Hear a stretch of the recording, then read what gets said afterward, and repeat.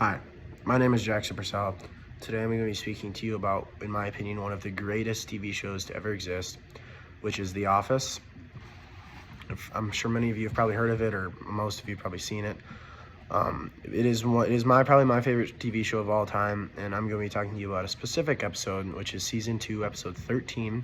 It's titled The Secret, and I'm going to give you a brief summary of the episode just so you understand what I'm talking about later.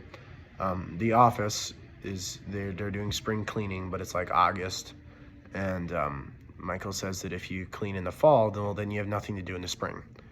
And so one of the accountants, Oscar, who he calls in sick that day, and he's not actually sick, but he calls in sick, and Michael doesn't believe him, so he sets one of his right-hand man, Dwight, to investigate if Oscar's really sick. This is where I started to really feel a connection between the episode and this lesson, because when I was reading this lesson, I was reading kinesics and oculesics and stuff like that. I immediately just thought of this because it's one of my favorite episodes. When he's investigating Oscar, he's talking to him on the phone, and it kind of pans away and it talks to him, and he says that there are many signs to see if somebody's lying.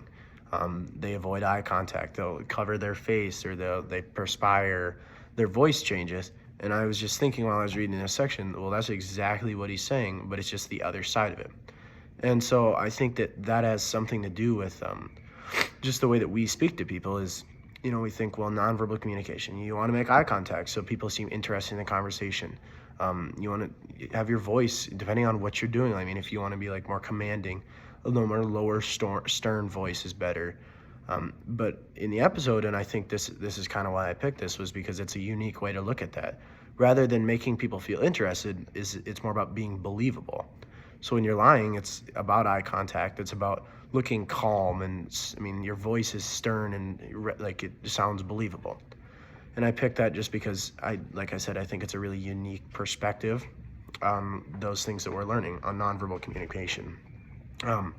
In the episode later on, he lies to one of his coworkers, Pam, and he knows he's lying, and he makes too much. It's obvious. It's a joke in the show, but he makes too much eye contact. It's obvious that he's staring into her soul.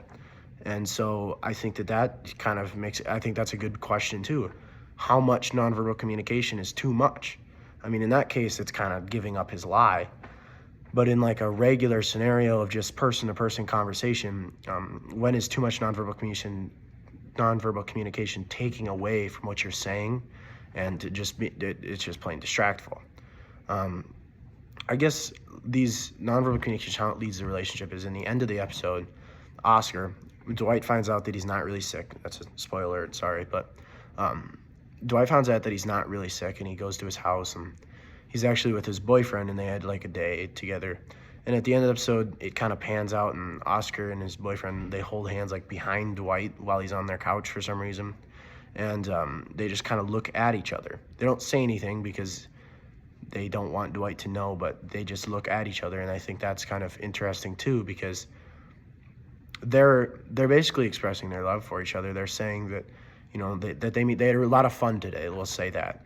But they're not actually saying that. But somehow, even just as a viewer, I'm not even one of them, and I know that that's what they're saying, just from them touching hands and making eye contact. And I think that's not, my final point is that nonverbal communication is really important in relationships, because you can say all you want, but it's a lot harder to look a lie than say a lie. That's, my grandpa used to say that. It's a lot harder to act like you're telling the truth rather than just say the truth. Anybody can lie, but not everybody can act like they're telling the truth. And I think that's really important in nonverbal communication. So thank you for listening, and I highly recommend you check out that TV show. Thank you.